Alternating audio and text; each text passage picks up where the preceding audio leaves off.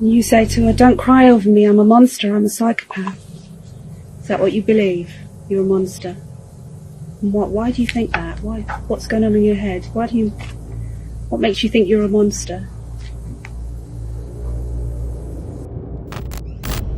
You're watching Totally True Crime. Totally True Crime. On the 23rd of December 2015, 23-year-old Katie Locke was getting ready to meet a man that she'd been talking to online. Katie was a successful young woman. She was a teacher at a secondary school in East London, where she taught history and politics. She was intelligent, and she lived in Buckhurst Hill in Essex with her father Bill and her mother Jennifer. She had studied at Southampton University, and she loved sports, especially canoeing. She'd been talking to a man online. His name was Carl Langdell. He told her he owned his own law firm, and his pictures show a very average-looking man, not intimidating by sight. They met on popular dating website Plenty of Fish and hit it off. Carl's online presence was significant. He had dozens of photos of himself on his social media accounts. His Facebook lists an impressive list of places he claims to have worked, including the Independent newspaper as a journalist, a private wealth manager for the De Vere Group, and most recently, the founder and CEO of Langdell Legal Associates. An online search shows that Carl registered this name and business on the 9th of December 2015, just 2 weeks before he was due to meet Katie for the first time. Carl's Facebook page is semi-private.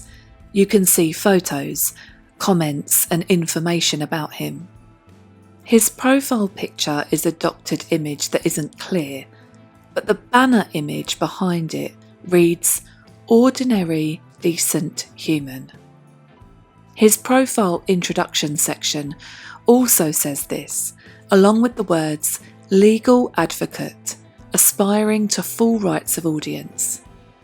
He clearly had big aspirations for his new legal firm, and his photos show a man that seems to be well connected.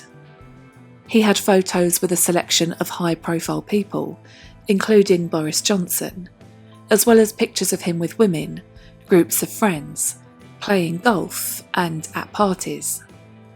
On the face of it, it looks as though he's a successful and well-liked man. But the reality was a lot more sinister.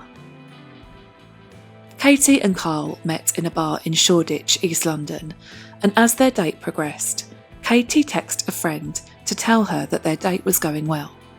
It was the 23rd of December 2015.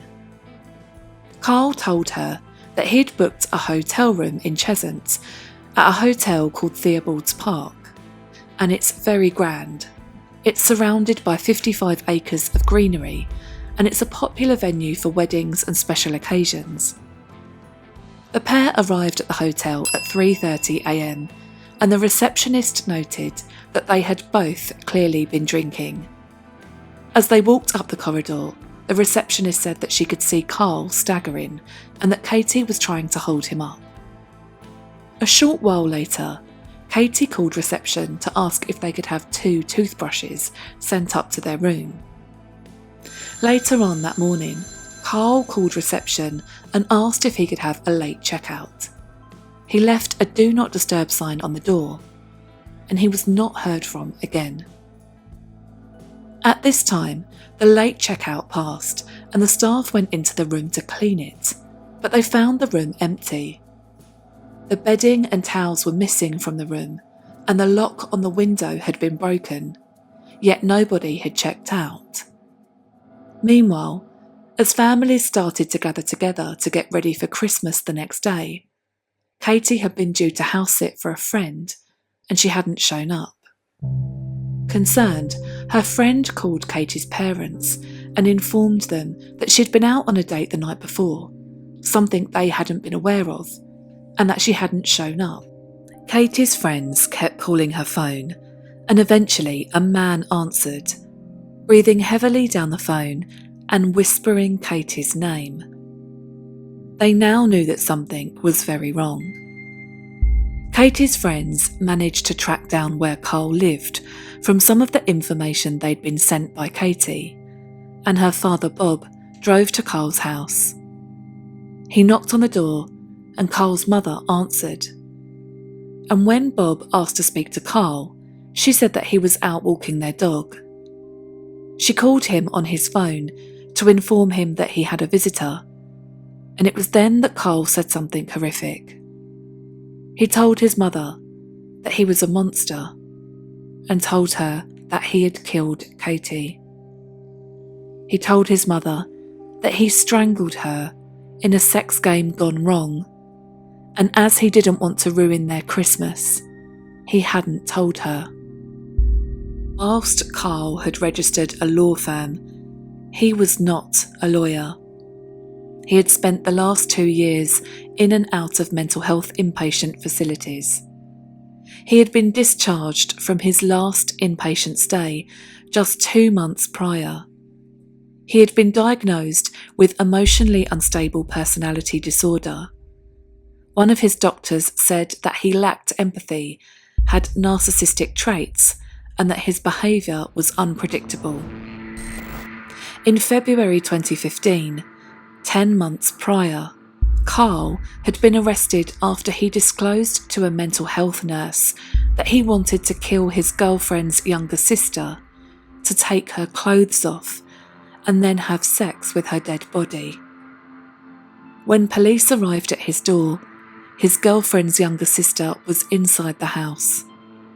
Thankfully, she was alive and unharmed, and the police arrested Carl. The following month, he pled guilty to making threats to kill and was given a 9-month sentence, suspended for 2 years. Armed with this information, the police immediately started searching for Carl. They found him in a nearby park, Lee Valley Park, a short distance from the hotel he'd stayed at with Katie. When they approached him, Carl told them that Katie's body was around 10 metres from a skip in a bush in the hotel's grounds. Carl had strangled Katie. He'd then undressed her and had sex with her dead body. He then took 3 photographs of her body on his phone, which he later deleted. He then wrapped her body in bedding, put her body in a laundry cart, and wheeled her body outside, where he dumped her in a bush. He then went on to call another woman he had been dating, a woman he had also met online, and told her that he had killed someone and would be going to prison for a very long time. As he was being arrested, he asked the police if they thought suicide would be an easier option for him, and told them, quote, "She didn't put up a fight. I expected her to hit out or something." The police brought him in for questioning, but he didn't say much. This is to Carl. You, we believe. Can you please get Katie to contact one of us ASAP? And you reply, question mark, and then a little bit later, I'm not with Katie. Well, that was true. And then a little bit later she says, all I need to know is when she left you. And your response is, "Hun, honestly, I have no idea. She's got a taxi ages ago, literally hours." And then you write, I tried calling her, phone is off. And then you write, her battery died before she left. I would have thought she was home by now. And then when she says, well, we're trying to track her down, and your response, the last thing that you write is, fair enough, keep me updated. So trying to give the impression, Carl, that you have no idea where she is, that she's still alive, that you're really concerned as well, but you're not, you killed her. Your mum says that you told her, I've killed her, Mum. Is that true? Can you imagine her reaction? And she questions that and you say, no, Mum, honestly, I've killed her, I'm a monster. Is that what you believe? You're a monster. And why do you think that? What's going on in your head? What makes you think you're a monster? Was it not an accident? Was it an accident? And you say to her, don't cry over me, I'm a monster, I'm a psychopath. Is that how you describe yourself? And why? Why would you say that? When I looked at Carl's social media profile, I saw that he promoted a blog called Ordinary Decent Human, and what's on that blog is disturbing, given what we know now. The blog contains just 5 entries. One is supporting a charity that supports women and girls who have suffered female genital mutilation.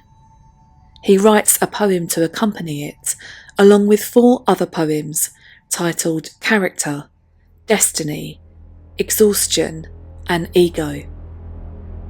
Here's the poem, titled Exhaustion. Months have passed. Further I descend. Time heals all wounds. I'm not subject to such a trend. Exhausted I sit, pen barely in hand. Defenseless, I'm hit, I simply can't stand. My psyche's a mess. My thoughts are scrambled. I long for far less. My mental health unhandled. The perpetrator lies deep within, hidden in the depths of my mind. To my recovery herein, he won't be kind. Aware of the mountain I have to climb, I know it to be suffocating, made worse by the thoughts that are cultivating. Frustration from the seemingly endless feat. I just can't make it, I'm not so fit. Negative thoughts. There's a bottomless pit. The perpetrator lies deep within, hidden in the depths of my mind. There is no peak. My perpetrator continues with hide and seek. Through years of practice, he has mastered this game. Easy wins. I can't proclaim, ever-changing contexts. It's never the same. Losing to him would result in more than shame. All efforts on victory, procrastination sets in. Exhausted, I mellow in adverse history. How I'll overcome this remains a great mystery. My memory shot to pieces. I forget how to win. Lacking a thesis, I'm a victim of sin. When will I remember where I put the key to vitality? Continuing down this path may result in my fatality. That's it. Discontinue. Disengage. I simply just need to turn the page. I must let go of my pride, for that's what's created this never-ending ride. For I don't need to win, just as I don't need to sin.